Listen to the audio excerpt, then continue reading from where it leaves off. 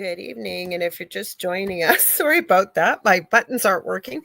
You're listening to 105.3 FM out of Mississippi and 107.7 FM out of the beautiful city of New Orleans. And this is UFO Paranormal and United Public Radio Network. And this is the Angel Rock. I'm your host, Laura Lee Potvin. I see you. Heidi Gall, welcome. Hopefully my voice will hold out, you guys. I'm sick again. Anyways, my name is Laura Lee Potvin. I am also a host of a second show on the network here on Thursdays, 7 p.m. Eastern Standard Time with my good friend David Hansel with The Thing at the Foot of the Bed. A little bit about myself. I'm a Canadian psychic medium, crystal Reiki energy healer, Akashic Records practitioner, spiritual teacher and mentor. I'm a registered nurse, an animal communicator, well-versed in near-death experiences, having had one as a toddler myself and studied them professionally and personally for over 40 years. And I'm extremely well-versed in the paranormal. I always say I didn't go looking for the paranormal. It found me. And we've shared our story on the Travel Channel's Paranormal Survivor, Season 4, Episode 9. It's called Demonic Hauntings. You can find it on YouTube. I think you can find it on Netflix. You can find it all over the place. So, excuse me, guys. I'm going to try and not cough. If you guys want to watch us on TV, you can. The network does have a channel. It's on Roku. You're going to go to the channel store. I don't have a channel code for you, but how you can find it, you're going to go to the search button and type in UFO space P as in paranormal. And there's a drop-down list that'll come down. I think we're the third or fourth one down. You're looking for UFO Paranormal and United Public Radio, and that's how you can watch us. This network does broadcast to every country in the world, but 80% of our audience that listens live is audio only. I always say if you can't see us, you can't join in the conversation. And if you know about this show and The Thing at the Foot of the Bed, both of our shows are very audience participative. So how you can join in if you are listening live is, now there's quite a few things across the top here I'm going to read. So I've got my Facebook profile, Laura Lee Potvin. I was able finally, crossed my fingers the last couple of weeks now to finally go back to UFO Paranormal and United Public Radio Network on Facebook. We're on Laura Lee Potvin under the Angel Rock on LinkedIn, the Angel Rock with Laura Lee Potvin on YouTube. We are also on the network's main YouTube channel now, which is UFO Gods and Extraterrestrials. We are on Twitch, which is under UFO Paranormal and United Public Radio. We are streaming on Instagram. And just so you know, on Instagram, you guys, if it cuts off after an hour sometimes, just try popping into one of the YouTube channels. It's the easiest usually. We are also streaming on Sonia's profile under Sonia Roy, right, Sonia? Yes. And on your YouTube under the same name, right, Sonia Roy? No, the YouTube is Redo Wellness. Redo Wellness. Okay, good. Okay. Yeah, got that. Sorry, you changed that. Sorry, I got it upside down. YouTube is Sonia Roy, and Facebook is Redo Spiritual Wellness Center. Okay, yeah, I didn't see the name. Sorry about that. What else do I want to say? Have I covered everything? I think I have. You guys stay tuned too, because after this, we still have more live programming. We've got Preston Dennett and Dolly Saffron with The Light Gate coming up at 8 p.m. Eastern Standard Time. So stay tuned for that. Give me one sec here. You guys know this guest of ours. She's on a couple times a year, and we're having her on tonight. Her name is Sonia Roy. And Sonia Roy is an extremely gifted bilingual Canadian medium. Master holistic healer, including she is a master Reiki healer and shamanic practitioner, as well as an author of numerous incredible books. Sonia was previously an RCMP officer. For those of you might not know what that is, because she's a fellow Canadian, that's the Mounties, as you guys may call it. And she uses her life experiences and knowledge, as well as exceptional abilities, to help guide and teach others, to help people to empower them and recognize the divine self. Her latest book is called Narcissism: 12 Steps to Successfully Heal and Flourish After Narcissistic Abuse. And she's talked about that book many times on her show. Welcome. Glad to see you here. I see. Here's the name now I see on Facebook. I'm going to highlight it so people can see it. So this is her Facebook name. Yeah, like she's at Redo Spiritual Wellness Center. We also have, because I'm going to go through the comments quickly here. Like I said, Heidi's here saying hi to both of us. And she said, much love from Boulder. We've got Julie Jean Bassett. I always give Julie Jean Bassett a shout out. She's been on the Angel Rock numerous times. She's a good friend of mine. She's an incredible animal communicator, both Earthside and when our pet, our beloved pets, I'll say, have passed over to the Rainbow Bridge. courage. And she has helped me with many of my own pets, I am telling you. So if you've got a pet that is doing crazy stuff, if you're at your wit's end, I am telling you, Julie is your person to contact. I've taken her animal communication course. She really can help. Like because many of us, right, we just either put up with some of the really troublesome behavior of our pets, or sometimes very sadly, pets get rehomed. So if you're at that, especially, or you want to know what your pet is thinking or what your pet needs, maybe your pet needs some healing, reach out to Julie. She's also a shamanic practitioner. I've had a session with her as well. Julie is very life-changing about 6 months ago, maybe 7 now. So check her out at juliejeanbassett.com. Let's see, who else have we got here? Everybody pops in a little bit later because Sonia's seen our little countdown clock. And I said, no, people know. And we actually start at 10 minutes after the hour. But to try and explain this to guests, like you would understand because you've been over here before, but other people, I just tell my guests it's right on the hour, because all of us go right up to, like, we'll go right up to almost 8 o'clock. And then it gives the next show time to switch all their stuff over and get started. So people start filing in here, but they know I usually start a few minutes, usually after 10 after. So welcome. So we were talking, and I said, what are we going to talk about tonight? And I guess when we had set this up months ago, you had put in your notes about the Akashic Records. So let's talk about that, because I was saying to you before we went live, I was on Father Sean's Paranormal Ministry, which is on Friday nights at 5 p.m. Eastern Standard Time. And we were talking, and he's got a wonderful co-host, Annette Munich. And we were hoping to get into the Akashic Records, but we ended up talking about my paranormal haunting instead. So I think it's a good thing to talk about. I just want to acknowledge Heidi. Heidi, thank you for sharing it too. She says, I've been posting the show all over, and we appreciate when you do that. So what are the Akashic Records and your thoughts and what you receive from Spirit? Well, I have a personal experience with the Akashic Record, because my grandmother, who was born before I was born, would come to see me, right? So every night I get a visit from my grandma. And every night she'd take me on a different experience. Mm-hmm. And the idea was she wanted me to understand the rules of the universe, if you will, and the rules of this incarnation. Because a lot of the people, let's say I just give you my car and I give you my keys and I say, go to the store. And I assume you know how to drive, but you don't even have a driver's license. And then you get pulled over, and then you get written up for all these tickets because you didn't wear your seatbelt, because you didn't do your stop sign or whatever else, right? And then you come back and you say to me, it's unfair. Well, is it really unfair? It's I should have asked you first, do you know how to drive? The responsibility lies on me. But you should have spoke up and say, I'm sorry, I don't even have a driver's license. I don't think I can do this unless you teach me, right? And it's all about being teachable. So nothing is inaccessible, nothing is hidden, nothing is secret. But no one is teaching us the rules of living on this earth in the third dimension. Yeah. And that's what Akashic Record is a lot about. So my grandmother said, you need to understand these rules so that you can function in this life and be successful and be happy and be able to manifest what you want to manifest, and not manifest the wrong things. Because people think, oh, I can't manifest. Oh, there's bad luck and bad stuff keeps happening to me. No, actually, you're manifesting the bad stuff, right? You just don't realize that what you're doing to manifest these things to happen. So she wanted to teach me about the laws of the universe, the laws of karma, and then she took me on different time and space travels to show me the initiation I received in the past and how I was living in Egypt in the past. And I was like, okay, so this is cool. I have all these wonderful lives that I've had in other places. And none of my past life are like I was a great singer or a queen, or I was just like you're run-of-the-mill person. I was never anybody famous, or right. But in each of these lives, I understood the role that I came to play, because that's what we're doing. We're playing, right? Mm-hmm. It doesn't look like playing when you're suffering, but no.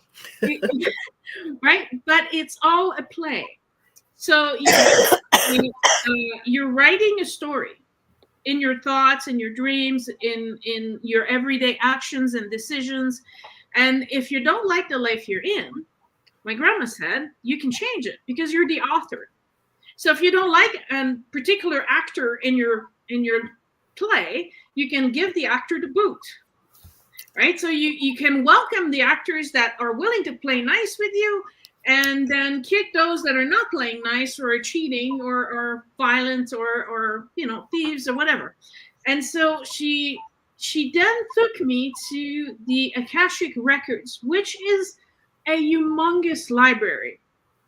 The building is made of liquid crystal. So it's see-through. It reflects a lot of light. It attracts a lot of energy. And it's right in front of this big lake with a fountain. And you can go inside. And if you can picture it, right? There's a lot of books in libraries, but there's a book for every soul. Now, there's not a book for every incarnation that you personally had, but there's one book per soul. But there's already, right now, 7 billion people on the planet. So almost 8 billion. Yep. Okay. See, I have a different perspective of the Akashic Records, but we're going to talk about that. But go ahead. But similar to what you're talking about. So inside the library, these 8 billion souls all have a book. So it's humongous. But you can go in there, you can access your book, and you can look at your life presently or your past lives, and then you can find what needs to be fixed. And that's the beauty of either having an Akashic Record healing session or taking a class to understand how it works so you can do it for yourself. Because it's not because it happened that it needs to remain traumatic forever. And that's the important thing. Like, whatever's happened has happened. But we can change the trauma attached to it. We can learn the lesson attached to it. And then we can heal that. And it's no longer something that we're dragging like heavy rocks in the backpack, but more something that amplifies our energy and our vibration, making us more fulfilled and more brilliant, I would say. I agree. I like the way you've described that. I'm just going to say hi to Connie Martins and Julie. Thank you. Yes, I'm still under the weather. Yes, still. So the way I was taught, and I think my mentors probably started a new session. She does a 10-day master class for people. You get quite a bit out of it. I was actually really surprised. I had a lot of people contact me and ask me, what did I think of this mentor and whatever. I said, yeah, she was a great mentor. Now, what she did and the way she does it, she's in Los Angeles. I don't even know how I found her. I think it was from another one of my mentors, but this was quite a few years ago when I took this. So she went within the records and picked 3 different crystals for each of us through the records. And we worked with the crystal and energy. She teaches us how to go into the heart space rather than the heart chakra for people. I was just explaining this the other day to Annette, actually, because she asked me after the show, like, she wanted to know more about this. And so, yes, now what I was taught that there was a record for everything. I love that you said there's a record for every soul, because the way I've described it, and I think the way that you said it really makes it a lot more understandable of anything that ever was, ever is, and ever will be. Because then people say, well, then my life's all planned out. But I love the way that you said you can go into the records and you can rewrite the story, because you can. Absolutely. It's your story. So and the thing is that what people I think the biggest hurdle for people to understand the Akashic Record is that they're not in the 3rd dimension, therefore they're outside of time and space. Yes. So what we may conceive as something that's past, like in a past life or a future life, for the soul, all of this is happening right at the same time. At the same time. For the soul, there's present or future, just the now.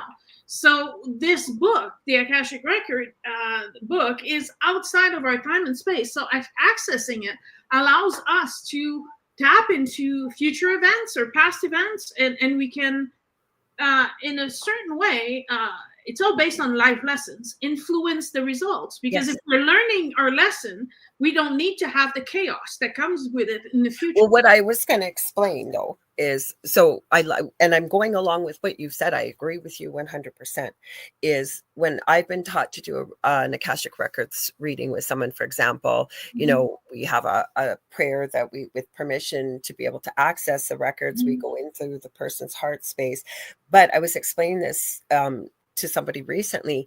Now, could I just work with one of the ascended masters. There's so many over on the other side that will work with us, but we were always taught it's the masters, teachers, and loved ones. So could I just maybe want to work with Mother Mary? I could, but I'm going to get a much more well-rounded approach. And we approach with questions, exactly kind of what you're saying. How do we rewrite the story? And the records always meet the person where you're at when you're asking the question, and we follow it up by more questions. And I've always said to people, the masters, teachers, and loved ones are never going to tell you what you must do or you have to do. It will be with love. It will meet you where you're at. Because I've met people who'd be very afraid to go in there and think they're going to, receive some terrible news because of something maybe they didn't do that was so nice in this lifetime or whatever. No, It's all with love. It's with guidance, and exactly by the wisdom you receive and the knowledge you receive and the answers you receive. And again, as the person, whether you go in there yourself or you work with Sonia or myself or my friend Leanne Clark does the records as well, you still have free will to follow that advice or not. But they're seeing exactly what you said. It's not in time and space, and they're giving you the best information they possibly can, and you get to choose to decide what you do with that, with your story. Because I love the way you describe that. But and also, and whether I give someone an Akashic session or I give them a tarot reading, or I'm not the typical reader because I have no use for the third dimension, because the third dimension doesn't really exist. It's a concept, right? So all you need to do is change your concept and your reality will change. So why are you worried about the third dimension? So when people come to me sometimes, especially with tarot readings, they're so disappointed because I'm not in the third dimension. I'm like, okay, your soul is now here. This is what your soul accomplished so far. This is what it's trying to accomplish now. And these are the tools that could help you head into this direction. And so that's what my readings are all about. No matter which tools I'm using, my purpose is really to help you realign with your soul's purpose and your soul's goal. And that literally, and that's, I think for me, that's where people are afraid, because they're like, oh, I can't be in the right place, right? I must be, I must be so far off. And I'm like, you can't be. You're never that far off, because your soul's purpose is aligned with what you're good with and what you like and what makes you laugh and what makes you happy. So if you're following these concept of, keep asking yourself, what makes me happy? Like I just had a birthday not so long ago, and people, happy birthday. Thank you. And everybody's like, why are you spending your birthday alone? It must be so depressing. I said, no. I said, I'm with people. I'm with the public all the time, first of all. So I'm always talking to someone or saying something, right? So I said, it's kind of nice to take one day every year to shut up and do a little bit of introspection. And that's what I'm asking myself. Now, does this still make me happy? Does this still awaken a passion in me? Can I make this better? Right? And those are the questions I keep asking myself. And that keeps me aligned with my soul's purpose. So you're never that as far off as you may think you are. Do you know what I feel, though? I'm going to just read. We've got Julia Evans, evening from the UK. I know it's late over there. Thank you for joining us. And Z Sun Dragon, or Kevin, is here. Welcome. I'll read his comment. He said, I see it as a big translucent BOS looking book, and believe we all have one with all our learnings from all lives and parallel universes, information, etc. Have referenced it in dreams or a meditative mindset. But what I wanted to add to your point, and I could be way off with this, but when I'm talking to people and teaching, I always say to them that, and we all meet people like this, that life is terrible. It sucks. Everything I do is going bad. I have bad luck and nothing's going right. I'm not happy. And it's almost like it feels to me that if you look at life kind of like we're in a canoe, right? And maybe we're trying to paddle upstream and nothing's working. If we even just stop, pause, and reflect, eventually the current's going to turn us towards our life's purpose. And that's what people, I think, don't see. It's almost like the universe is giving us a reminder. Like, the reason why this isn't working out is because that's not what you chose. You're not in the right direction. That's definitely, yeah. I totally agree. 100%. But I think what always surprises me, now I've been doing this now for, my gosh, almost 25 years. The people are terrified to do introspection. Yeah. And I really don't know what kind of demons they think they're going to find within themselves. But you know what I always say, okay, and I say this a lot, it is so easy as an outsider standing on the outside looking in to see what the person's issues are. But when we have to hold that proverbial mirror up to our own face, that takes a lot of courage and it takes a lot of honesty. I was talking about this on a show I did a couple of weeks ago about the fact that that's why I sometimes still go see other healers, because I can't see it as clearly sometimes as other people can from the outside. And I'm not that arrogant to think I know it all and I can see it all, right? Well, and not just that, because I actually have a perfect example for that to illustrate that. Now, I've been doing mediumship my whole life. Communicating with the other side is the easiest thing for me, right? It's like for most people putting their underwear on. It's you don't even think about it. Mm-hmm. However, in February, my 100-year-old aunt was hospitalized. Oh, I remember that, yes. Yeah, and she had a brain hemorrhage, so she could open her eyes and she could tap her foot, but she can no longer communicate, right? Oh. So, and I can't get through because I'm too emotional, right? So I actually asked one of my students to come to the hospital and to do the communication for me. Yeah. And my student is like, so how do you feel that I'm doing this? I said, I feel great. I feel that you have the skills and you can totally do this. And this is what I mean, that sometimes, it's like the doctor that breaks his arm. He knows what he needs to do to fix his arm, but can he do it by himself? No, he's going to need to go to the hospital and have someone reset his arm and someone else do the plaster because he's in too much pain. And having the knowledge is not always applicable in every situation when you're emotionally or, traumatized or, injured to the point where the pain is taking everything from you, right? So, and she did a fantastic job. And we realized that no one had told my aunt why she couldn't talk. Because she basically was like, well, she can hear me. And she's like, yeah, but you're not talking with your mouth right now. And she's like, well, it feels like you all want to get rid of me. And I'm like, okay. So I said, and I'm thinking, right? I'm like, yeah, I've been here for a few days now. And I guess no one took the time to explain to her what was happening. So then I explained to her, I said, Auntie, it's not like you broke a bone or anything. You got a severe hemorrhage in your brain. So it's not reversible, the damage. We can't heal you from that. It's compressed your brain. So the best you're going to do is be a vegetable. Basically, that's why we're saying that if you need to go, you can go, and you'd be better off than laying on this bed and not be able to eat and move and talk and, So, yeah. And then a few days later, she left us. So, yeah, that was. You loved your aunt. Yes, I talk about her all the time, right? I was so proud of her. So, it's not a matter of knowing or not knowing. It's recognizing your ability at the moment. Are you able to do this for yourself, or can you reach out to someone and ask someone to help you out?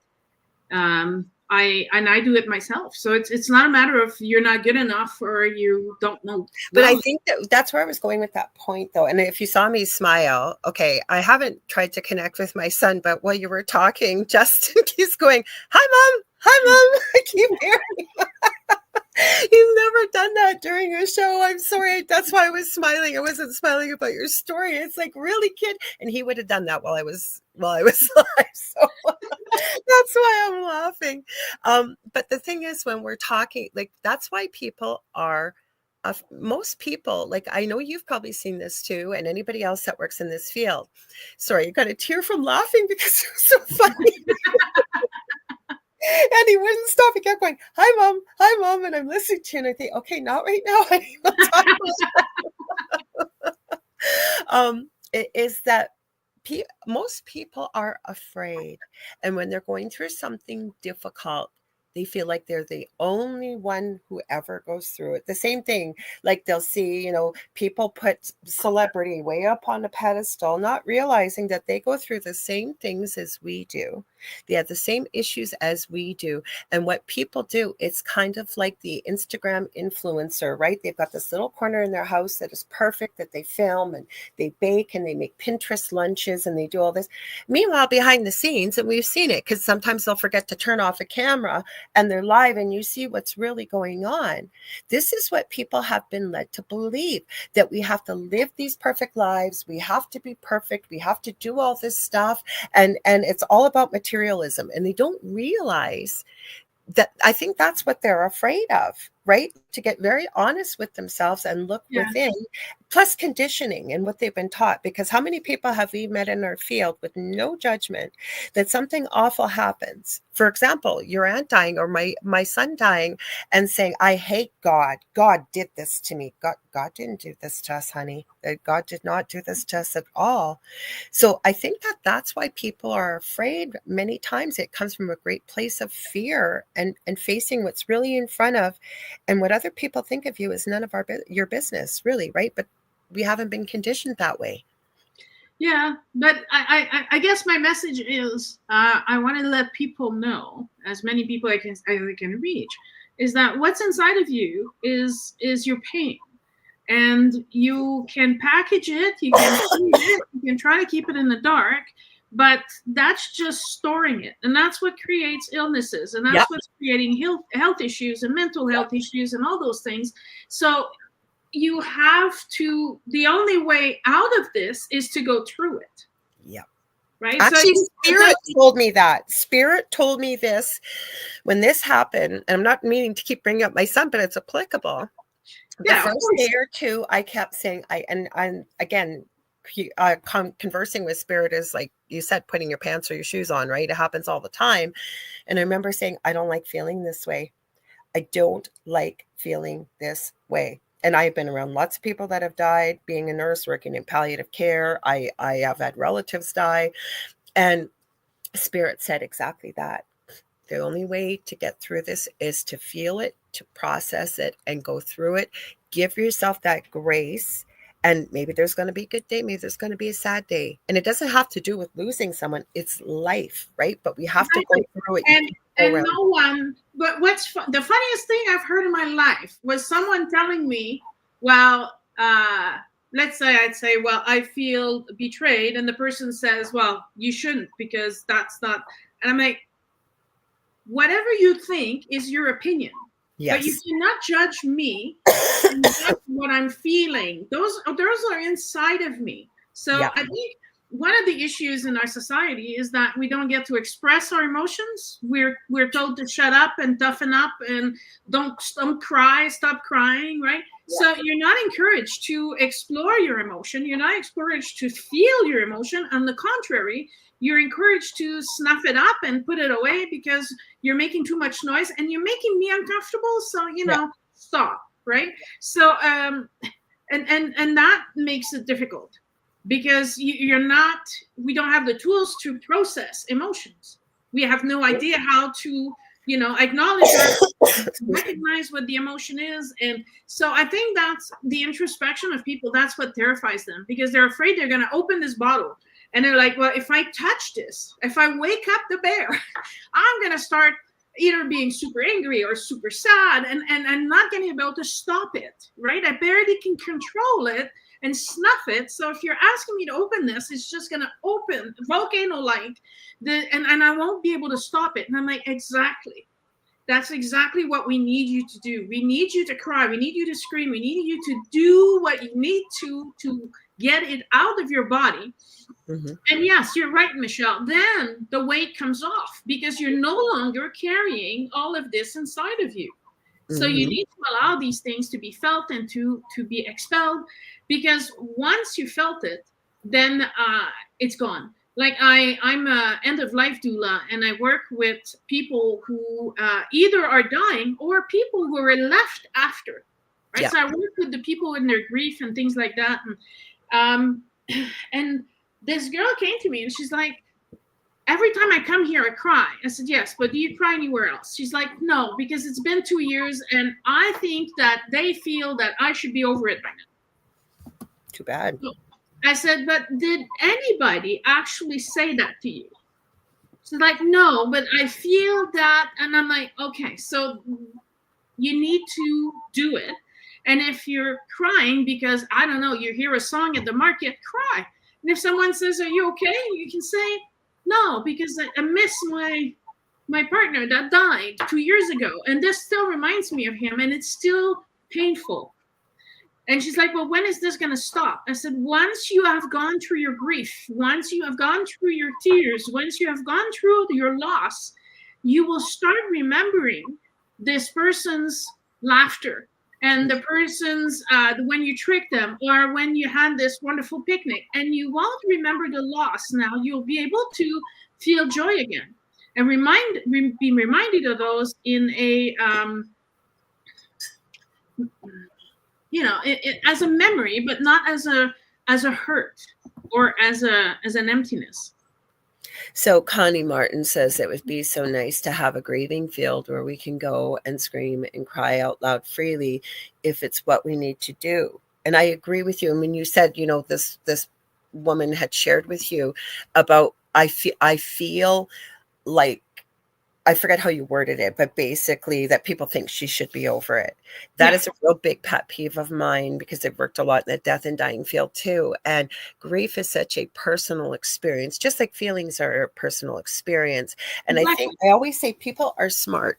Even though people don't know they all have a sixth sense, they do. But we may be perceiving it in our grief, that when we bring up the person we've lost, for example, everybody shuts up and everybody changes the subjects. And then there are people that'll say, don't you think it's been enough time now? You need to move on. But what they don't realize, right, we're picking up that it's making the other people uncomfortable. But the thing, and I was talking to Carrie Lynn Shellhorn. She's got Spirit Switchboard on Friday, 6 p.m. Eastern Standard Time. You can give her a shout out. And I'm hoping in the future, we're going to do a couple shows about this, because I can tell you, when somebody close to us dies, it is a real study in the human condition, and it's difficult, but I felt I had to have a lot of grace, because say some of the messages people sent, they weren't coming from a mean space. They were uncomfortable with the topic of death. Yes. And because it's not normalized, people don't know what to say. They don't want to see someone cry or make someone cry. So they feel and some people said some pretty horrible things, but again, to them just well, it was his time, and it was like my son was 20. My gosh, yeah. We were really thinking, I know they weren't coming from a mean space. It's because you don't know what to say, and we need to normalize the topic of death, because there's only one thing, if you were born, that you were guaranteed. Well, they always say taxes and death, but you are not getting out of here alive. So we need to talk about death. And the thing is that, like, when I got my training for the end of life doula and grieving and all these things, I was surprised that I was taught this is what you say, and I'm like, okay. And then while we're on the course, like, those people were offended by those remarks, and I was like, okay. I said, so what would you have me say? Do you know what I mean? What would make you feel better? Because at this point, it's also very subjective to the people, right? Like, my aunt was 106 months. So people are like, well, my sympathies. And some people add, well, she had a long life. Like, yes. We're aware of that, but if I had my choice, I would have had it for another 1,000 years. But, that was not necessary to add, right? Or it was her time. Well, not really, no, but whatever, right? Okay, so Michelle Wilfong says it's hard to know what to say or not to say when someone passes. Now, what I've tried to teach my surviving son, long before we lost his brother, that when people really need someone, it's not when the death happens. It is not when the shock is there and the family and the friends are all there. It's when everybody else's life returns to normal and you're starting to process the grief. And what I've often suggested is, if you're close enough to the person, don't ask, just do. You know what? Like, I'm going to tell you right now, I don't think you'd be offended, or I would, or anybody else. Someone shows up, say, maybe with a casserole, or just says, hey, I was thinking of you, just letting you know they're there, like being there, just being there. And I know it's uncomfortable, the silence, but sometimes people don't need to hear that. We're glad you know that you've acknowledged it. Yes, I've lost someone I've loved, but just being there with them means a lot. Or even as a friend, even if you don't know them well, just saying, hey, I was thinking about you today. I hope you're doing okay. Right? Nothing wrong with that. No, absolutely not. And I think too, I said, like for me, I needed time to process what that meant for me now. Yep. Right? Because that changes a lot of things for me, because a lot of things revolved around her. So now I'm like, okay, so I don't need to do this anymore. I don't need to do that anymore. Do I need to even do that? And so I have to, it's not just, the fact that I miss her and I can't hug her anymore, but it's how my life has changed and how my responsibilities have changed. And that's, and for some people, their finances have changed. And there's so many things that can happen at the death of the last one. It's not just getting over the fact that they're not there right now. It's also grieving the dreams. Like for her, they were getting married and they were going to start trying for children. The client I have, right? She's like, I'm grieving my child that I can't have now because now I need to get over this death. I maybe find someone else eventually down the line, and am I going to be too old for children, right? So she's grieving that as well, and they were going to buy this house. Well, that all fell true, and so there's so many more things that come in line with this grieving process that we can't judge how long it's going to take a person and how badly affected they are. Like I have a roommate. Well, so we share the same space together, but she's also my business partner. She's my traveling partner. She's my admin assistant. She's all these things. When I lose this person, I'm going to be completely lost. It's going to take me weeks just to figure out how things work without her around, right? So I don't think anybody should be in any way capable to judge how long your own process should last. And definitely, we just need to be supportive and say, okay, it's a crying day today. What do you need? Do you need soup? Do you need me to hold your hand? Do you want to go for a walk? And people think they always have to talk. That's what I was trying to say. You don't need to talk. Just be. If someone's watching TV and you happen to spend an hour, go over and just, and eventually it'll come up. But that's the other thing that's not comfortable for people. Like you said, you think they need to feel the silence. Or if, say, it was you or I, and we were talking about our loved one, and if we cried, people get uncomfortable because it's not a good feeling. It's not. That's where I'm going with this about normalizing the subject of death. Or like I said, there's one thing I've always wanted people to know, why I taught my own kid this, and long before we went through this, is your friend or your love, another loved one or your partner, whoever, they are going to need you to be there as the support when all the support goes away and everybody's life goes on back to normal. Like I can tell you, I've had people, you've been one of them. There've been other friends that have done this too, just checking in. Hey, how you doing? That means so much to me because, the other person is thinking about you. And, a lot of people don't feel comfortable or even know what they need. Like you just said, you're a roommate and you guys are everything to each other in the way of with the business, the whole bit, right? Sometimes people don't even know what they need, but just knowing that someone's thinking about them or has thought of them or cares about them or whatever it is, right? Just out of the blue, that means a lot. Or if the person needs something done. Like say you've got an elderly neighbor who the husband always cut the grass and they've passed away and now they're not going to get the grass cut, but you're going to cut your own. If you've got the time, just go cut the grass for them. Right? Exactly. Yeah.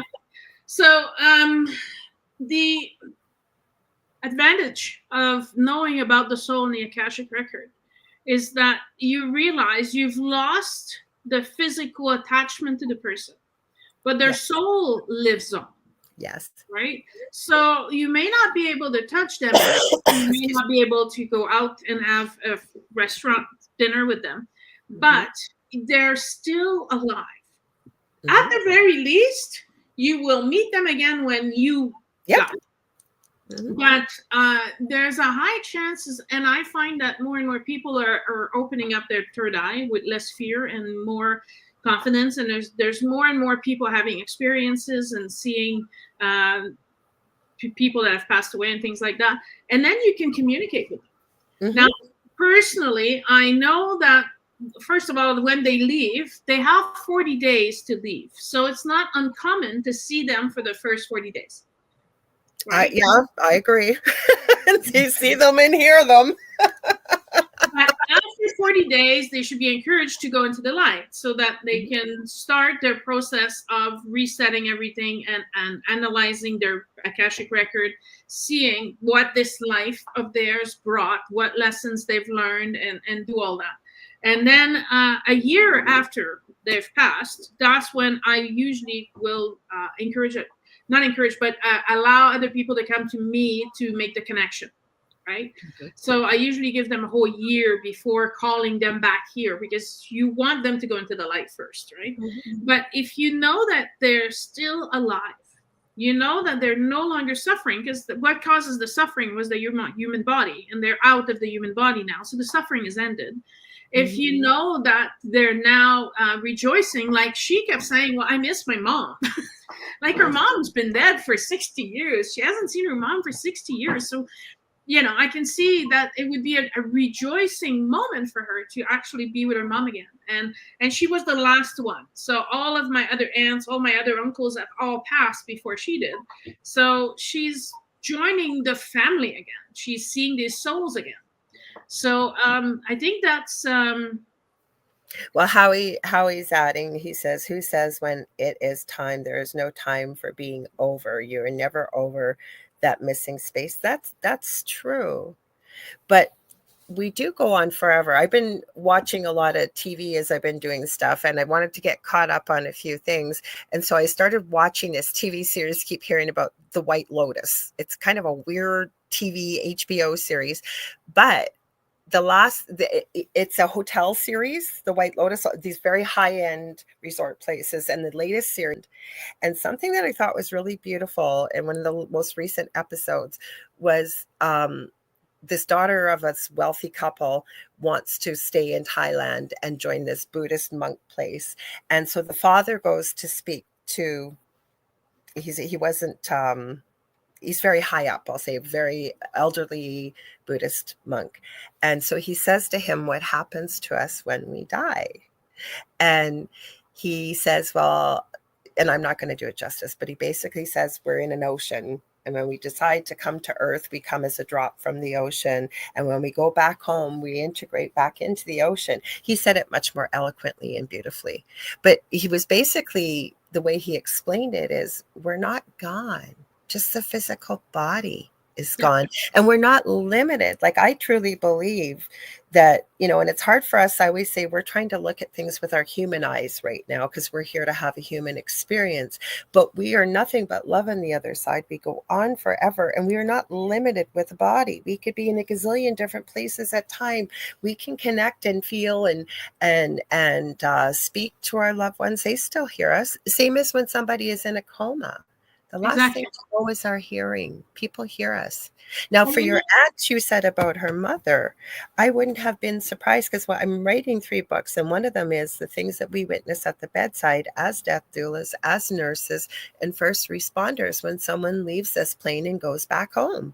And I can't tell you how many loved ones are there when somebody is transitioning back home. Yeah, with my dad, he told me, he's like, who are all these people doing here? And I'm like, well, who's there, Dad? And he's like, well, my dad's here, your uncle, this one, this one, this one. He says, they're all here. And I'm like, okay, so what's the problem with that? Mm-hmm. Well, Grandpa wants me to go with him and repair the porch. And I'm like, okay, well, I said, you got the knowledge, you got the skills. I guess he's been waiting for you to show up and do the job. You know what I mean? So, and my dad passed away the next morning. So, but he was able to see them in the room all night. And I said, Dad, it's cool. I said, they're just there to escort you. So, you don't have to be afraid, and there's nothing to fear. And you're going to have a full escort to take you to the light on the other side. I said, this is awesome. This is what everybody would want, right? I think the worst thing would be there's nobody there. Like, you hear the crickets. I don't believe that somebody leaves, that there's nobody there. That's just my thoughts. Like, I even talked to my ex-husband about this. His mom and dad are no longer here. And I said, I'm very grateful because his parents were the main grandparents in my children's life. And they love loved both my boys so much. And I said to him, I know your mom and dad were there to meet Justin when he crossed over. I have other relatives there that he may have known in when Yeah. he's back home, but there would be people there to meet him. He loved his cats. His cats would have been there. And I truly believe it just from being in the death and dying field for God, 30, 40 years working in this field. And then, like I said, that's why I'm writing a book, because sometimes we see things ourselves. I know we do in the field that we're in, but I didn't know I had these abilities as a nurse back 40 years ago, we'll say 20 years ago, 30 years ago, whatever it is. But people reporting these things, and then you see them and you're like, holy cow, like there's no explanation. And some of the stories I've collected already are just mind-blowing, and there's no other It's explanation. amazing. And when we start putting those together into a book, and you're like, wow. I collected all my stories about the fifth dimensional experience I've had in my life, and I was like pretty shocked at just how many I've accumulated. And okay, well, that one's done, and then oh yeah, that one's done. But once you start recalling each and every one of them, I was like, oh wow, oh yeah, right. And I think it's important to share those, because people are more and more aware of this. People are more open to receiving this information. There's less fear around all this. So giving them some sort of guideline of what to expect, I think is really, really important. I'm going to read some of these comments here. So you got Lisa Martinello says, good evening, ladies. You got Howie Odell here. He's got the Riff Nation Network. He's a big supporter of our network, UPRN. He's got his own show, The Orion Effect, with a good friend of mine as well. So that's Sunday night. So please, Rhonda Harris is his co-host, 7 p.m. Eastern Standard Time. He's here. So he says, I put this comment up earlier, but he said, who says when it's time? There is no time for being over. I'm going to read that again. You're never over that missing piece. That's true. Julie says there's no timeline on grief. And then I like what Kevin, I always call him by his muggle name, Z-Sun Dragon.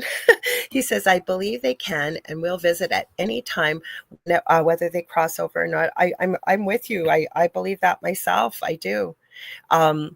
So let's talk about this a little bit. I don't think we've ever talked about it. So what have you thought the reasons are for why people stay earthbound?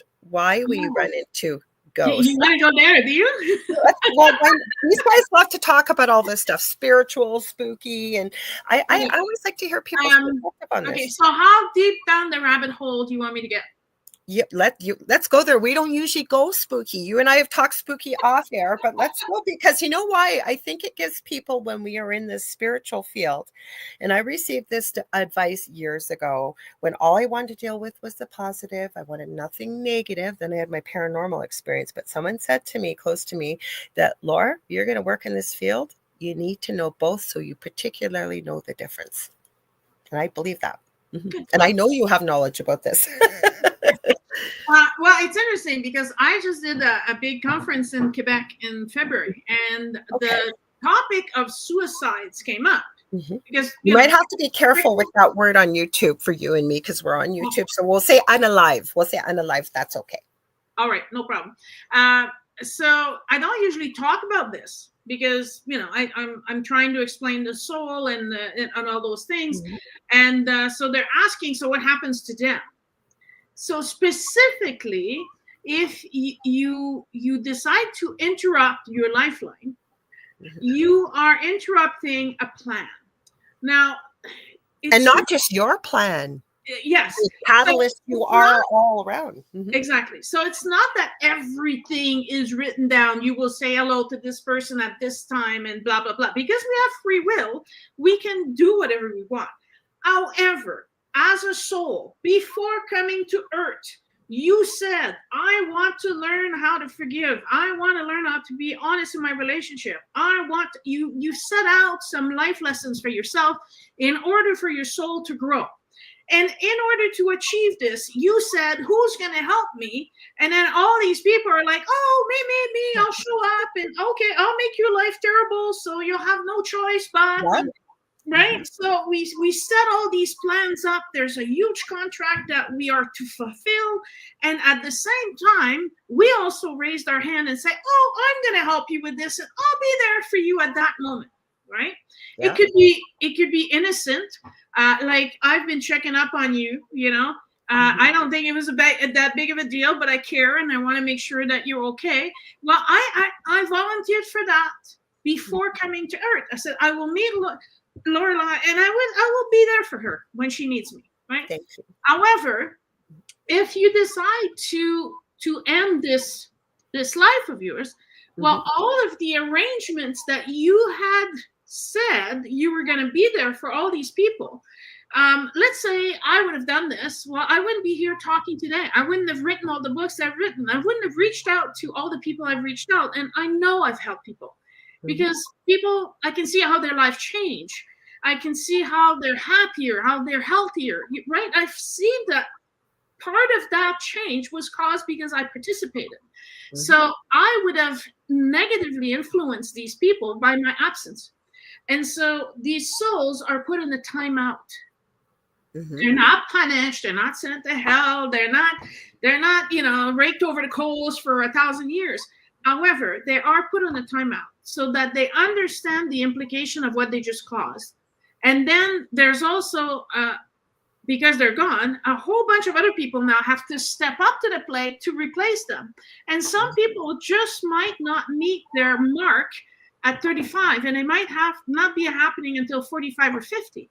So you're adding 10 or 15 years of suffering or stagnation to their life because you weren't there to trigger the change, right? So those souls are put aside and they're being explained their implication, and they are sent to school and they're sent to learn, and they go to increase their faith, and they have other sojourns, as Edgar Casey would call them, on other planets.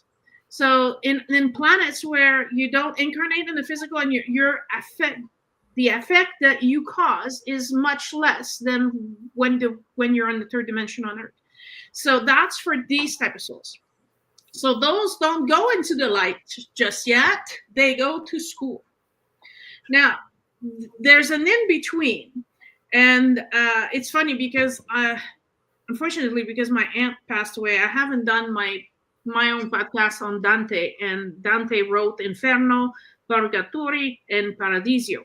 So, but what happens is when your attachment to the material world is so intense, you are refusing to let go of it.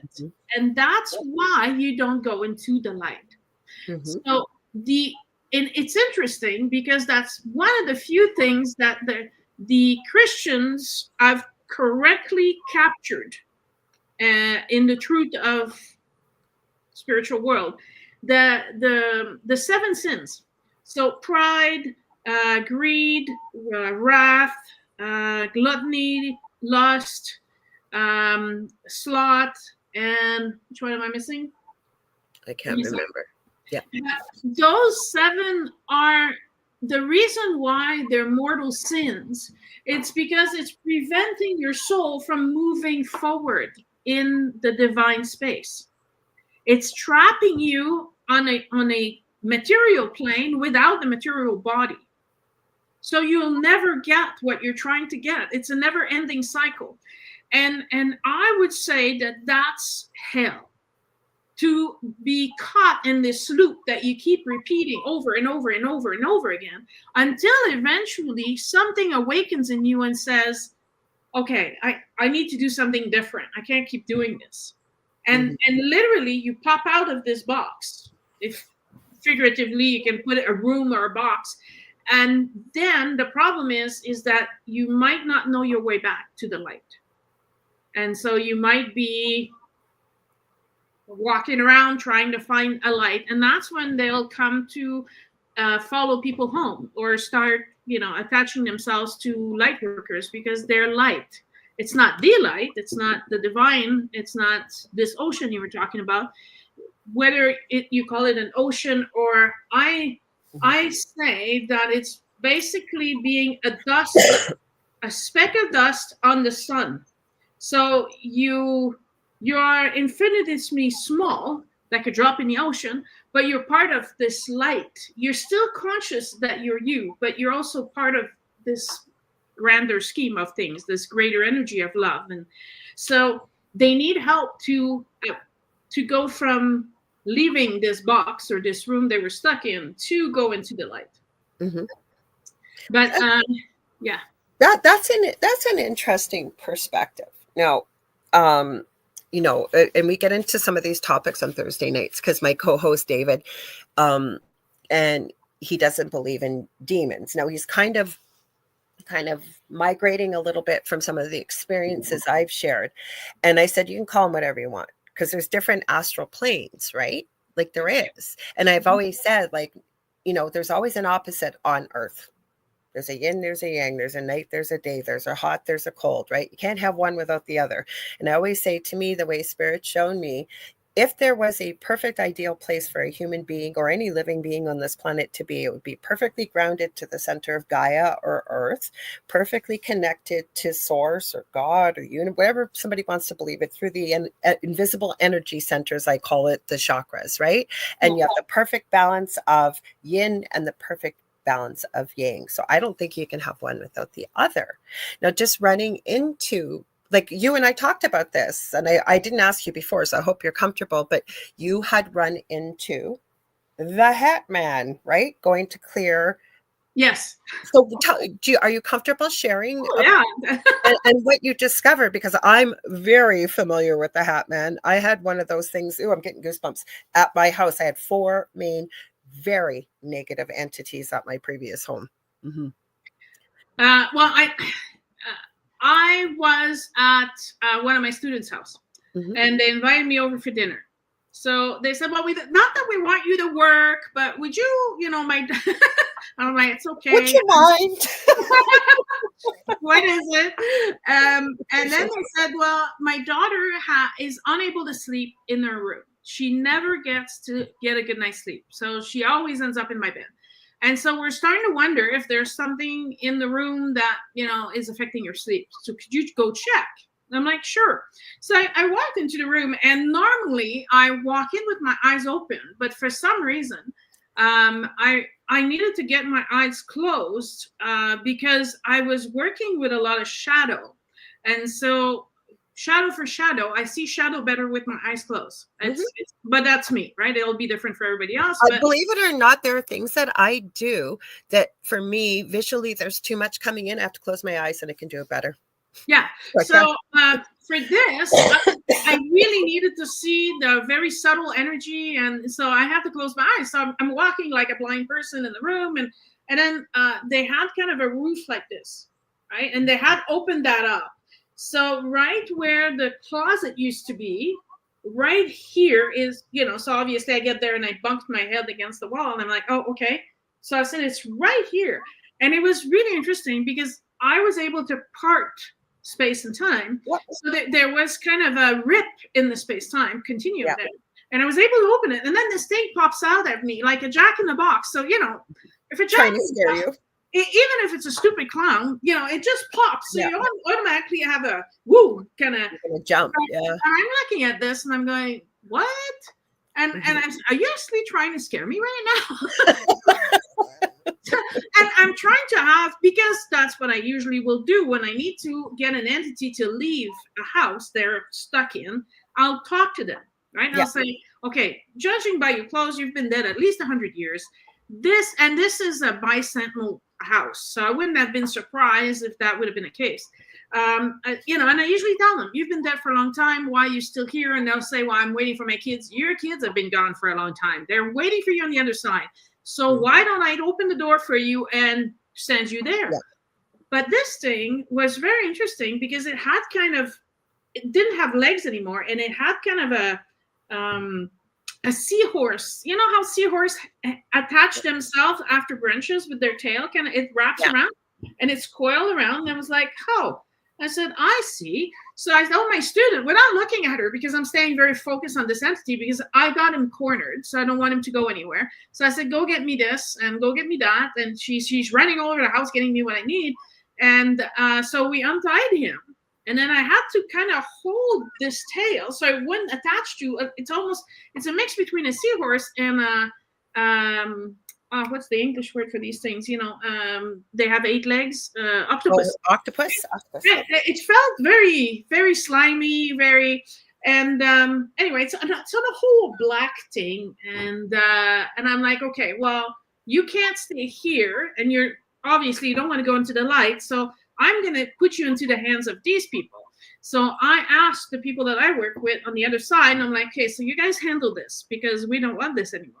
So it left the house, and then we go down the stairs in the kitchen, and I'm like, he's like, so what did this look like? I said, well, it was just all black, I just red eyes, really weird, and I had that kind of tail thing. But I said it's gone now, and I sewed back this rib so that they wouldn't be able to have access anymore.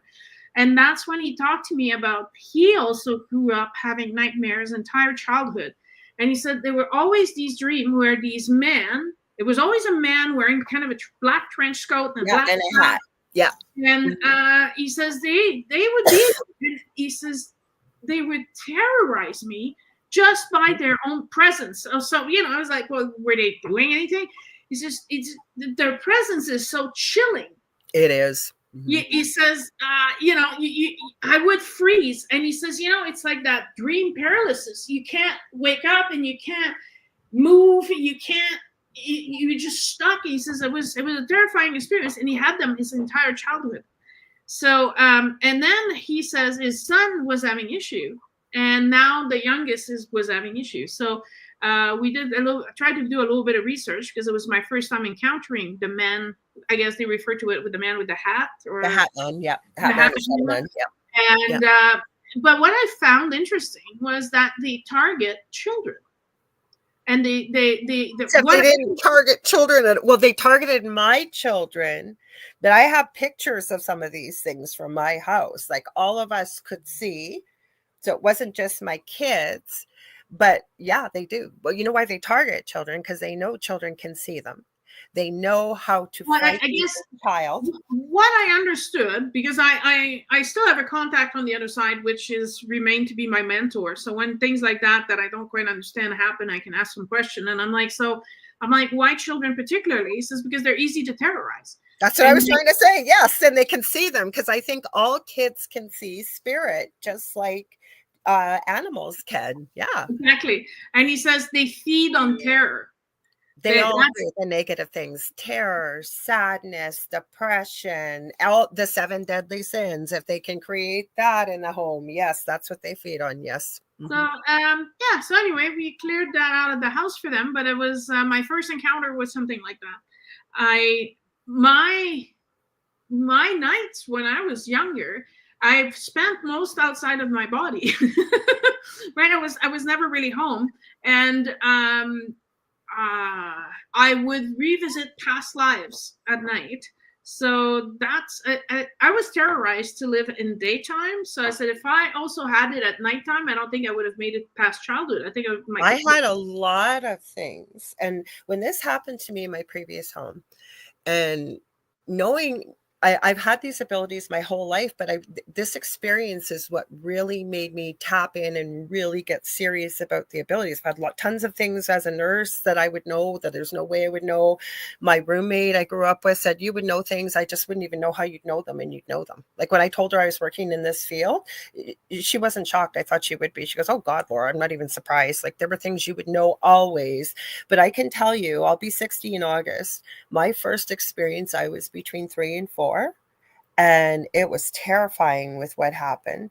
And then I've told this story many times. When I was just turning 8, we moved to a brand new home, and it had been built from the ground up. And that first 6 months, every night, I knew nothing about 3 a.m. I knew nothing about the paranormal. Every night, 3 a.m., I would wake up unable to breathe, passing out. And they eventually diagnosed me with asthma. As a nurse, I know what asthma is. My boys have asthma. No, I couldn't take a breath in. I couldn't take a breath out. I literally no 911. My dad would have to scoot me up in the car. We'd get about a block away and I'd be able to breathe. I've never been able to find that out, why that happened. But I was told when I was first reaching out looking for help in the previous home, and I thought it sounded very arrogant. I now understand it now. They had said, this experience is happening to you because you are supposed to be doing something for the light. that they're hoping you're never ever going to head that way, that you're going to stay away from it. You're not going to be doing what you're supposed to be doing, because it was a terrifying experience. And my boys went through it. My partner Dell went through it, like I said, but I probably wouldn't be doing what I'm doing today had I not gone through it. Yeah, exactly. That we all have, and that's very important. I think actually it's much more important than people might think. We all have events in our life, whether like you, they were happening in the middle of the night, or we have a person that does things to us. They are triggers. And without those triggers, we would have just had our comfortable life, never asking a question, and just go on and just, do like everybody else. Go to work, collect your paycheck, go home, and just do your routine. And without discomfort, without fear, without questioning, you're not going to move. You're going to be stagnant. Mm-hmm. So I think that the more the events are impressionable on you, the more they leave a lasting mark, or they're unforgettable, the more you're going to want to go for answers and find what is going on. Why is this happening? What is the meaning behind this, right? These are the questions that led me to where I am today. If I didn't have those questions, I could have just kept working for the RCMP and just collect my paycheck and just, it technically was easier than all of the work I'm doing now, because, I'm working a lot harder now. It's a lot more work, but I've seen how it changed my life, how it made my life better, how it made me as a person a better person, but also a healthier person, and a better environment. So the environment that I've successfully created from all these transformations that I went through is now benefiting the entire community. So my transformation is assisting a whole lot of other people to do this transformation for themselves. And hopes is that eventually they'll feel confident enough to also start doing the changes as, they go back to their community, to create a whole new world that we're living in. Well, I think we're kind of migrating that way anyways. But it's almost like, from what Spirit's shown me, like we're seeing things that are coming out, say, even in public, that we would never have seen exposed, for example, I'll say. And it's almost like it's all got to come to the surface. All of it's got to be revealed, right? It's kind of like how we talked about at the beginning of the show about the feelings, right? You've got to go through them and feel them and process them. This is what this almost feels like the dark is being exposed. Exactly. I'm talking about demons, or I'm talking about awful things, say people in power that have a lot of money, have a lot of power, that they've always done in the shadow and underground. It's starting to get exposed. Have you seen, there was a movie that came out, I think it was last summer. It's about an FBI agent who works in trying to trap pedophiles and the whole sex trafficking of children. And, these things are finally being exposed. Now, I went to watch the movie because it was a fundraiser part of it. And I'm sitting there, and I've been told this movie is terrible. And I'm sitting there and I'm going, and I leave and I look at the people around me. I'm like, I knew all this. There's nothing. So do I know, and people are shocked by it. There was nothing shocking in there. And they're looking at me, and their eyes are like this big, and they're like, that was shocking to us, maybe because you were in that field and you did these investigations. But for the most people, we live behind shutters and closed doors, and we don't want to see these things. I said, well, in order for it to stop, we need to become aware of these things. Everything needs to be exposed so we can find solution to make it stop. We can no longer just close their door and say, oh no, I didn't see it, it doesn't exist. And that's ludicrous. In this day and age, the truth has to come out. I agree with you. I think that's what's starting to happen now. And I know it's shocking for people. I got this tattoo recently for Justin. And the kid that I was getting it done with. And we started talking. I have to be careful again on YouTube with these words, and it's unfortunate, but we do. But it's a drug that is harvested in one of the most awful ways it possibly could be, basically from a child's terror, I will say, and nothing more. I won't bring the word up. And he was arguing with me, telling me that never been heard of this substance before. It was living and dying in LA or something, some book. And I said, you're wrong.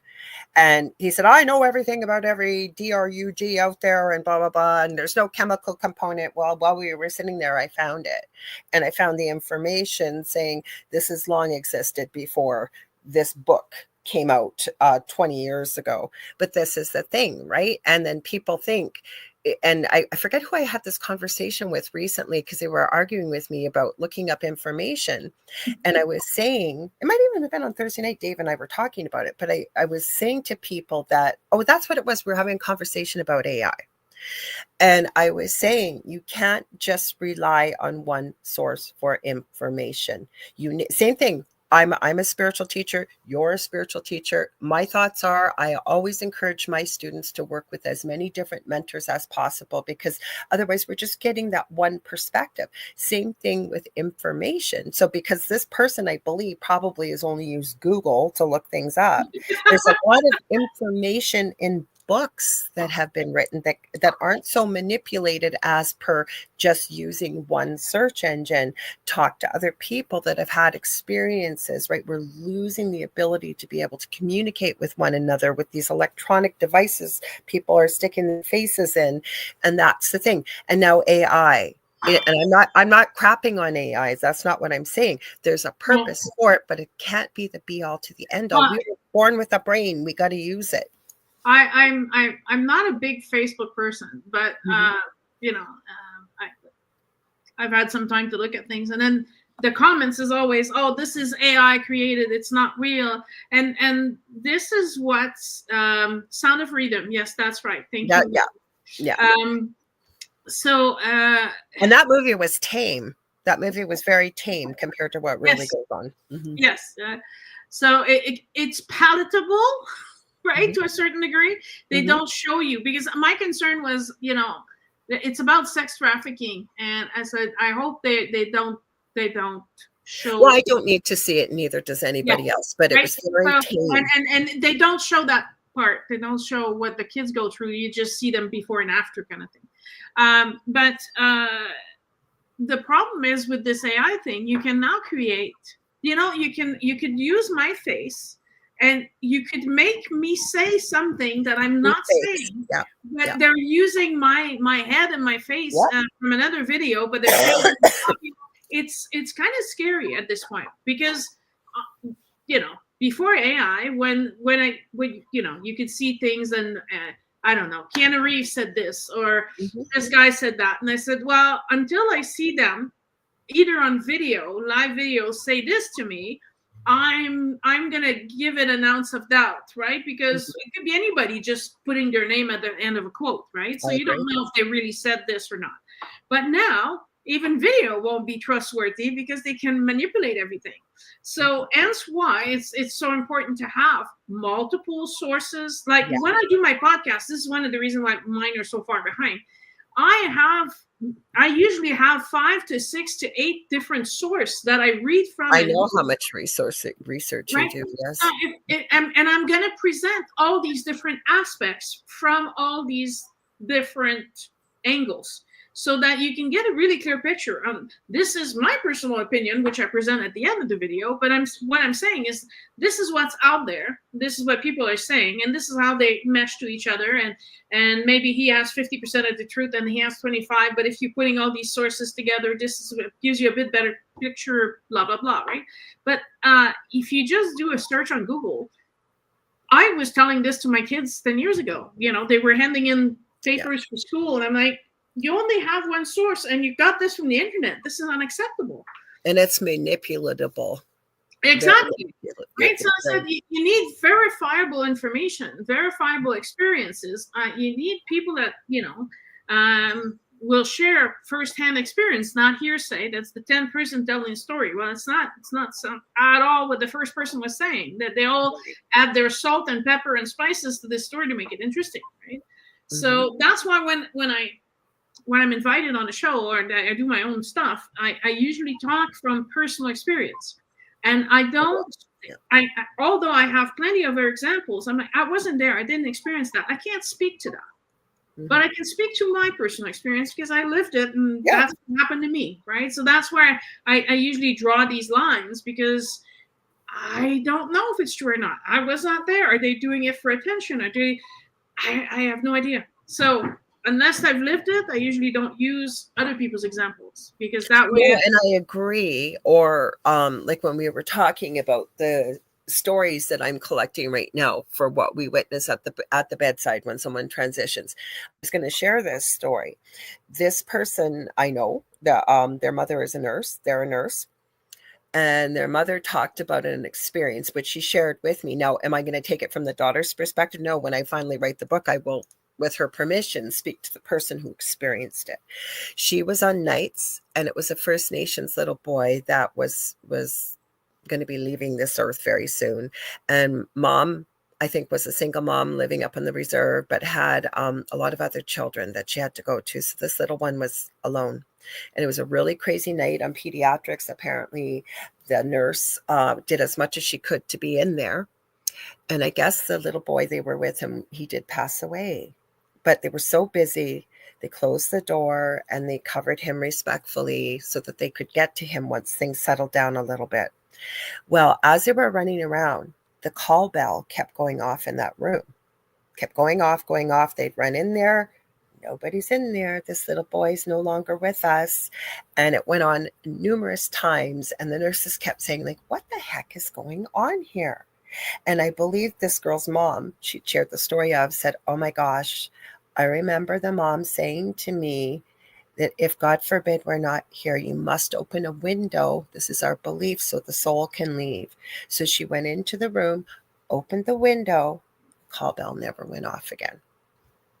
You can take it for what it is, but there was nobody in there the call bell wasn't malfunctioning. There was nothing going on.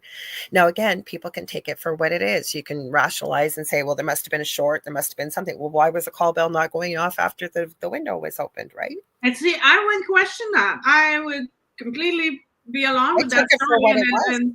Yeah, to me, that makes a lot of sense. From all the experiences I've had, that makes so much sense to me. And people may say, well, a window doesn't have to be opened when a soul leaves. Yes, but if this little boy was told that, and the family believed that, he may very well have still hung on to that belief as he was leaving as a soul, that the window needed to be opened. So, earlier you asked me, why would people not go into the light? There's a group of Asian people that worked during the gold rush and during the building the railway, right? These Asian people died and they were not given proper ritual. And so because they didn't receive proper ritual, they didn't feel they were able to cross. Your thoughts are creating your world. So if you are thinking, because you still think you're still there, you just don't have a physical body, but all that goes inside your head is still there, because that's your consciousness.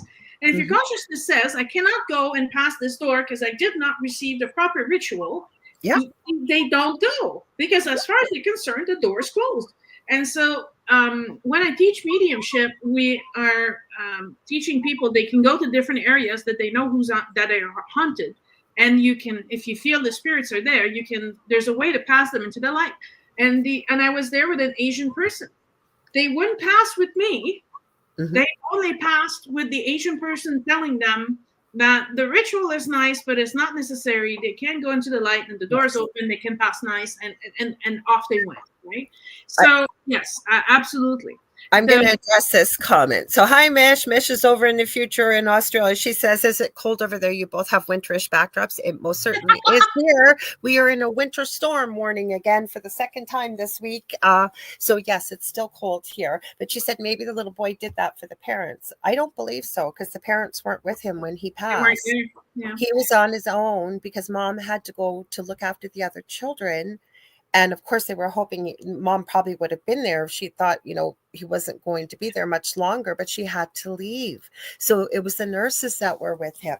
So he didn't do it for anybody except, like, that's the other thing to try to explain with the way I believe this. And I think you're going to probably add so much more to this, is the fact that, we're here to have a human experience. We come here in these dense, fragile, heavy bodies, most of us without remembrance of previous lifetimes or the knowledge or anything we have as a true soul energy. Okay. But when we leave, right, there's still a transition period, which you sort of address, where we're detaching from who we are. I'll say as Laura Lee Potvin, and I'm going back to the true soul energy, who I am. We all have names as a soul too, but we don't need names on the other side. It's energy. But this is where I'm going with this, is it would make perfect sense why this little boy, had he been told the window needs to be open for you to truly leave, say with the angels or Father Sky, Mother, whatever it is, Mother, you know what I mean, the belief systems he's been taught, he's still got that human perspective still attached to him as a soul energy. Would you agree? 100%. Yeah. Mm-hmm. Yeah, that I was with my aunt for like a week straight, and I had to go home. And I was on my way back the next morning, and she passed away just before 8 o'clock. So she did it before I was there. So, but she popped everywhere. She went to all these different pieces, and she needed messages before she left because she couldn't do it in the body. So but the usually the timeline for the now there's something else that lives inside the body with you. It's a shared space. Now some people call that the guardian angel. Some people call that the body elemental. And I think that's where all this confusion comes from. Well, let's talk more about this. Because so many names for the one thing, right? So it gets confusing because, oh, but you have this, and the other one says, no, this is what you've got. And everybody's arguing. And when you sit everybody down, you're like, okay, let's instead of the name, give me the definition. What's its job, right? It's to accompany you all your life. It's to protect you. It's to guide you, right? So that's also what the body elemental does. And he's the one, usually, if you're like, I'm female, you'll have the male energy will be encased inside this body elemental. So that's your twin flame, yes? And so their job is, while you're incarnated, they write everything down. And because they share your space with your body, they know what you feel. They know what you think. You cannot hide from that being. And that being takes 3 days to separate from the body. Interesting. So, I think I'd heard that before. It takes longer for the elemental body or guardian angel or whatever you want to call it to leave the physical body than it does us. Because they can't vacate until we vacate. That would make sense. Now, Mish says, I was with my dad, but didn't notice anything possibly too emotional. Well, maybe there wasn't anything to notice except that you were there to be there with your dad as he transitioned. Not everything, every time somebody leaves this planet, is there something monumental or incredible. Never mind that. I think you've really touched on a button there, Michelle. You were very emotionally connected. I can tell you, when my son died in front of me, I wasn't thinking about, oh God, did I notice his soul leave? Did I notice? It's too close, I think. And I'd love to hear your thoughts on that as well, Sonia. I mean, like I said, I'm very well versed in communicating with the soul, but I was so emotionally involved with my aunt that I just couldn't do that connection to communicate with her. I would have loved to be there to see if I saw her leave the body, or it just so happened. I mean, it's weird, but I'm always either in a different country or at the other end of this country when someone dies. So I've never been at someone's bedside when they were dying. I have lots. Mm-hmm. But I haven't, right? So this would have been don't experience something. Usually what it is, I'm going to say this with no disrespect to anybody, because we just lost a neighbor that was like family in December. And I wasn't there when she passed. It was right after, but I really supported her sister a lot. And it's exactly what happens if somebody is palliative and you're waiting for them to leave this earth, it's terrible because you did.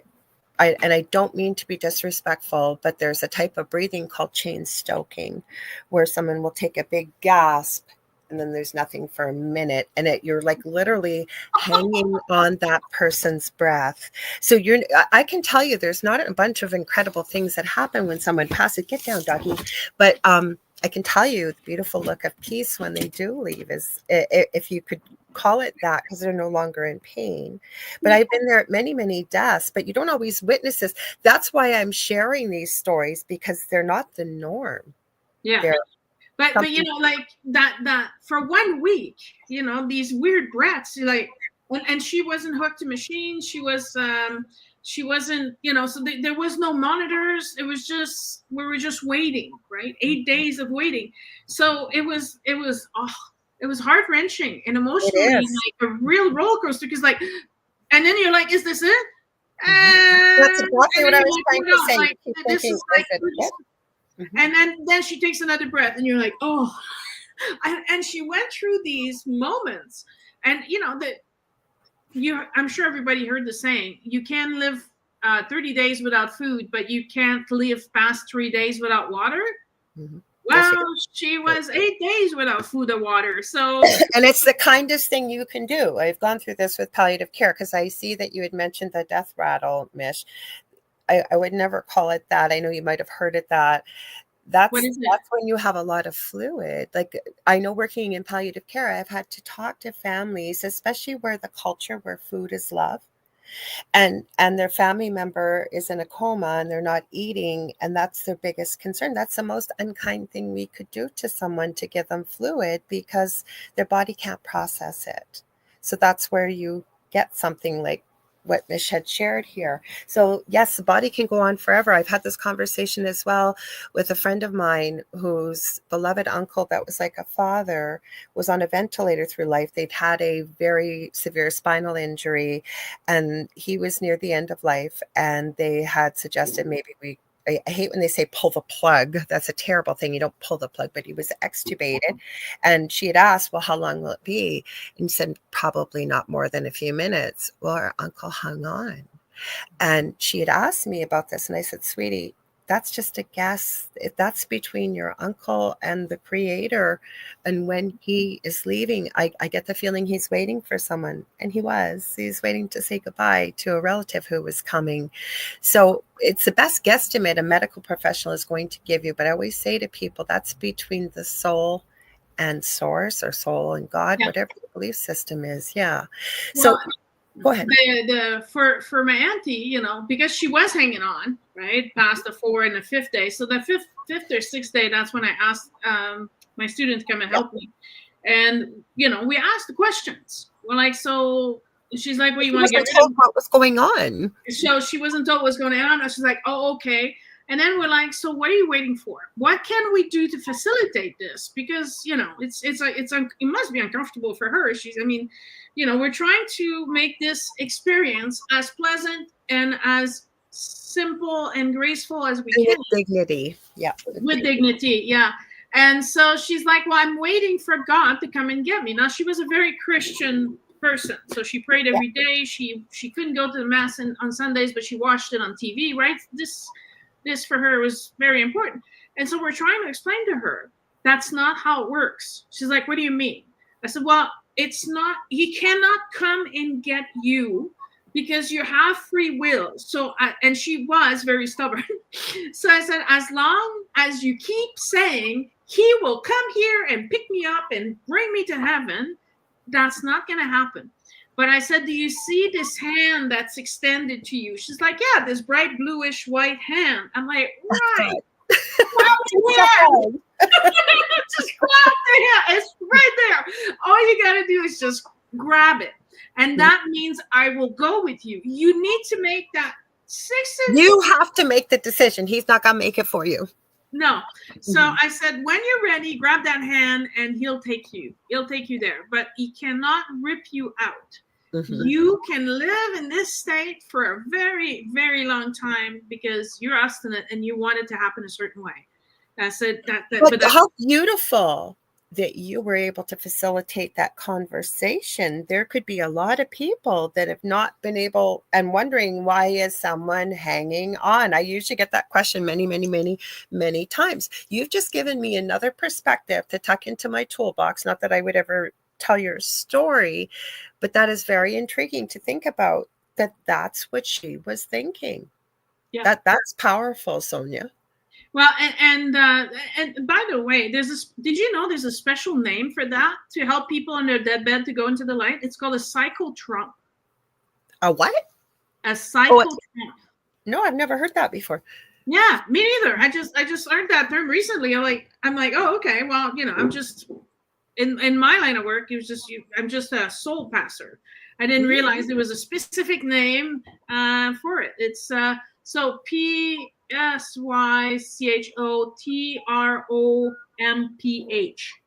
Oh, I've heard of that term before, but I just didn't know, I guess, what it was. Yeah, so it's basically communicating with the dying who can no longer communicate, and allowing them to let go of their fears. And I, because we were there for a long time, everybody that came to visit her, I said to them, you will talk to her about what you remember, the positive experience you had. How did she enhance your life? How did she make your life better?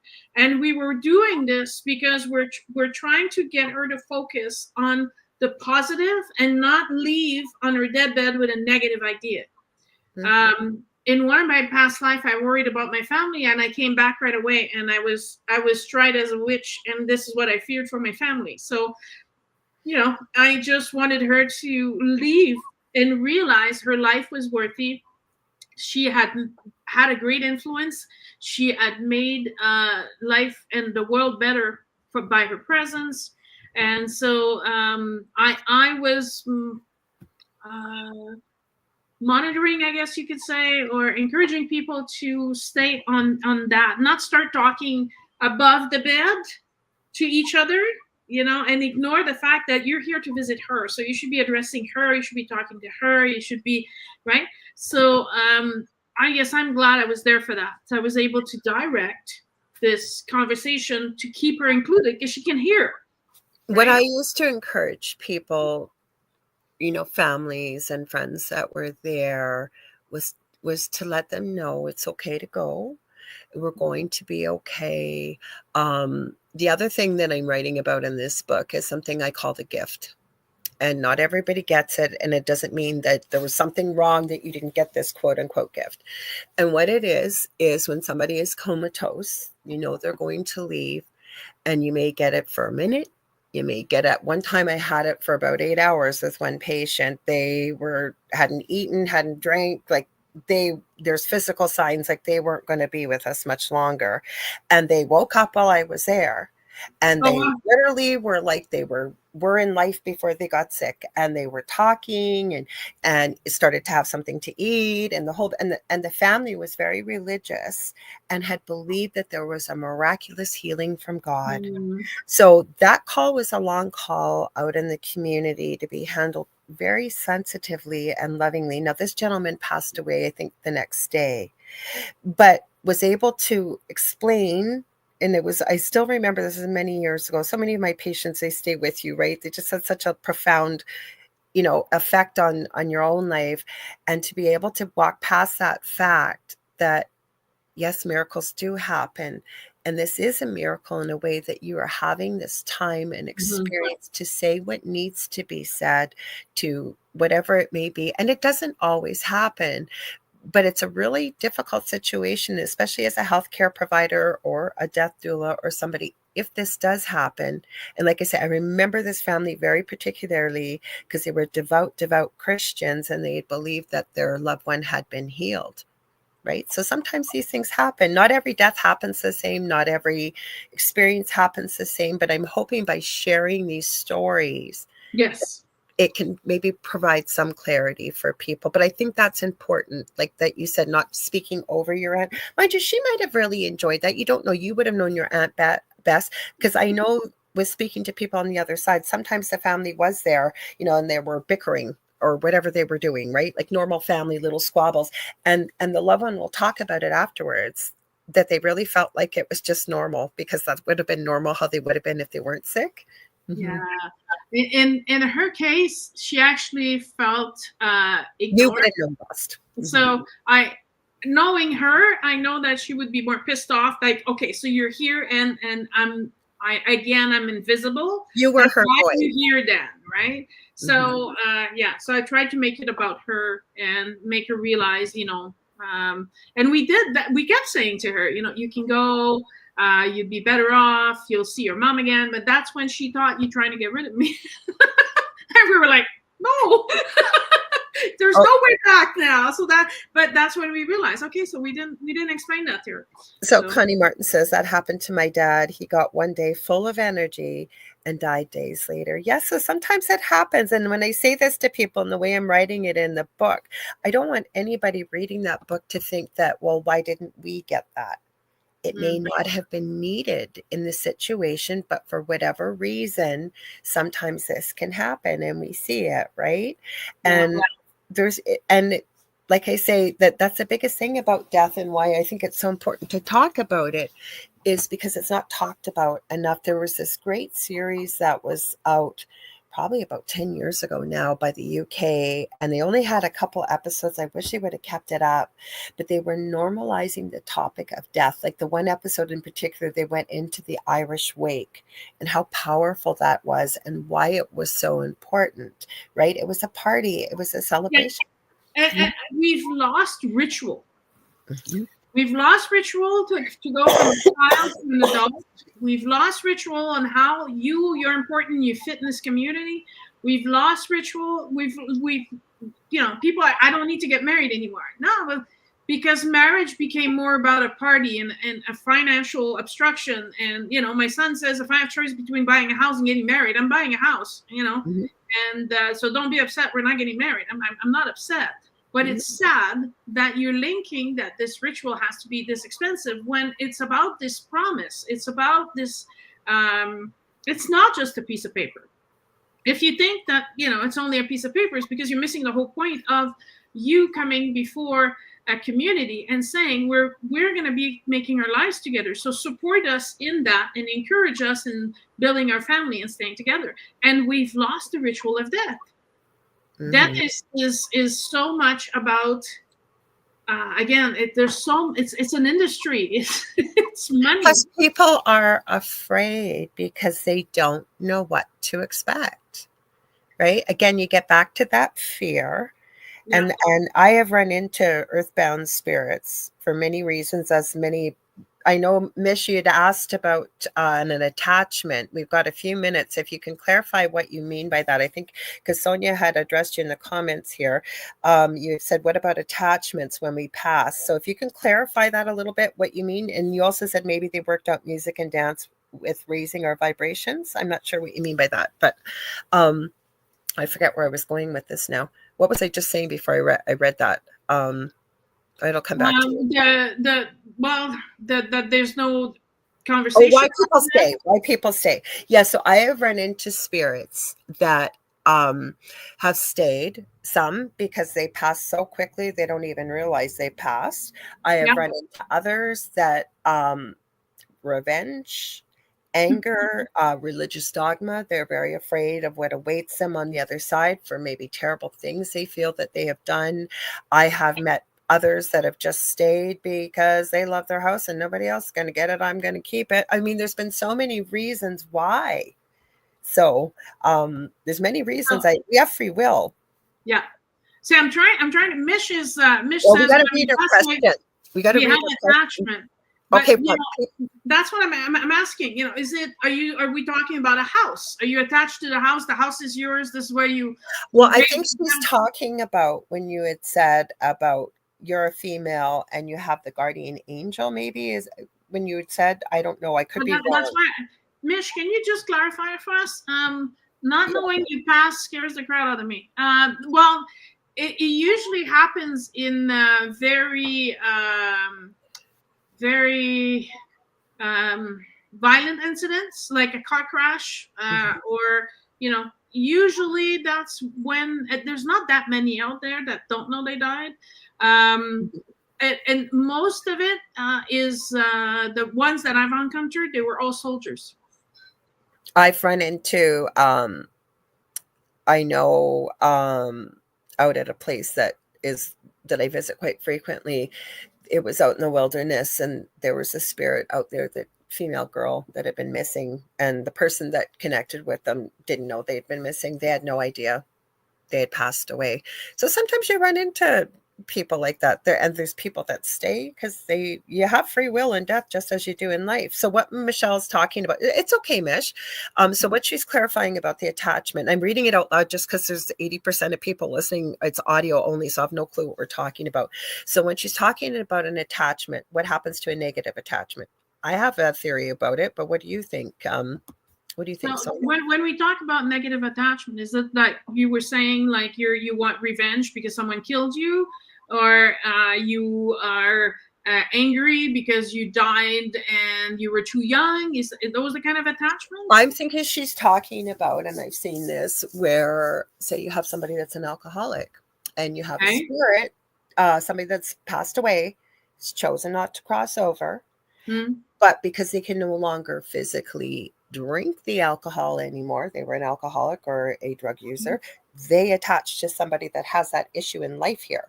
Yes. And then when that person passes away, what happens to that attachment? They'll go find someone else that still has a body. That's exactly what they do. I'm glad that we both agree on these things without having 100%. And as I was saying, I started to say this earlier, when Dave and I don't always agree, but it makes for a good discussion, because I always say to people, you don't have to believe us. You take what resonates, leave the rest, and do your own research. Exactly. But what I said, everything is energy, and our words, our thoughts, and our emotions are the most powerful forms of energy. You can, they're not everybody's running around thinking love and light all the time. There's some pretty negative, dark people, unfortunately, on this planet. That's energy. Where does it go? Then we get into discussion of tulpas, right? And things like this that can take an actual form, or like what you ran into in that home. Where does it come from? We don't even have enough time to get into all this stuff, but I'd love to talk more. Well, you're going to come back on anyways. You're booked for the whole year, a couple times more. So, but yeah, the idea is that these spirits, who are usually alcohol and drugs and even gluttony, actually that fits under gluttony. Not knowing when you have enough, because there's nothing wrong. I don't drink personally, but there's nothing wrong with having a glass of wine. But it's when you fall into, passing out and blacking out and those things, you're just having too much. You can't control. You're insatiable. And they could, because they don't have a physical body, they will attach themselves to alcoholics and drug addicts. And so when people's personality change, it's because it's not their personality. There's someone else is acting through this body, because the person is impaired and is halfway there, and so the other entity can enter their body. But Mish said no, so I think that's not what they meant. Well, you have to save it. When you're coming back on in the summertime sometime, eh? Well, I'm leaving for Japan in May and South Korea. Oh my God, I haven't talked to you. You know you're going away, because Connie says we need another night. She's coming back on, you guys. I booked her for the whole year a couple of times. She's coming back on. I come about 4 times a year, so that you don't have too much of me, but still enough that we answer. But enough, and that's what we haven't really gone down this road talking about this stuff. And I don't think there's anything wrong with working in the light about talking about this other side. Absolutely not. That it's part of the process, so I think it's completely normal. But yeah, so we finally breached in Asia, so we're going for work in Asia for a month in May. But before I leave on April 26th, 27, I am teaching a weekend of Akashic Records, so if anybody's interested. Oh, cool. Then we're also taking off to Sedona, Arizona, and Mount Shasta, California in July. So we're going to be all over the place. Yeah, we're very busy. So what are you going to tell you guys? Don't go anywhere, because Dolly Saffron and Preston Dennett are coming up next with the Light Gate at 8 o'clock. Also, Sonia's coming on. We have her booked already. June 30th, the Monday, and then in September again, she's coming back on, you guys. So she will be here. Oh, Mish says April 1st here, and they stole the moon. Apparently, I'm going to have to hear more. You got to bring that on Thursday night. Tell us all about that, Mish. Anyways, where can we get a hold of you, Sonia? The easiest way, go to my website, www.sonyaroy, Sonya, SONYAROY.com. From there, you yeah, exactly. Because from there, you can choose Facebook, YouTube, Messenger, email, phone, contact sheet. It's all there. So, like, Mish, if I didn't answer your question and this is important to you, and we're running out of time here, just send me a message, and then I'll clarify over, what is it that you're asking? Because I don't want you to stay in a place where you don't have answers. I can answer you, but I need to answer the questions properly. So there's many ways to contact me. So you just pick whatever works best for you. She can even message me too, and I'll connect you guys. So everybody's saying what a great show. I'm glad you guys enjoyed it. If you ever want to get a hold of me at the moment, it's facebook.com/Angel Rock. I am working on my first course, which Leanne Clark and I call her the Crystal Wizardress. You can find her under the Crystal Architect on Facebook and YouTube. We are going to be setting it up. Looks like it's probably going to be June or July. If I can get healthy here, we can sit down, get some work done. We got started, but we got a lot of work still to do. When I do have that up, I'm hoping to go to a domain name website. Don't forget, I have 2 groups on Facebook: Paranormal University for all things paranormal, the Angel Rocker Tribe for more things spiritual. Varla Ventura is coming on next week, you guys, and she has her new book. I have it. It's all about plant medicine and all the history behind plants and stuff. It's gorgeous. I'll try and remember to go out for Thursday night to show you guys. So otherwise, I will be back Thursday, 7 p.m. Eastern Standard Time with Thing at the Foot of Bed with Dave. Don't forget about our group under the same name. We'd love to have you join it. Thank you again, Sonia. Stay tuned, everybody. Love y'all. We'll see you Thursday and next Monday again. See you again.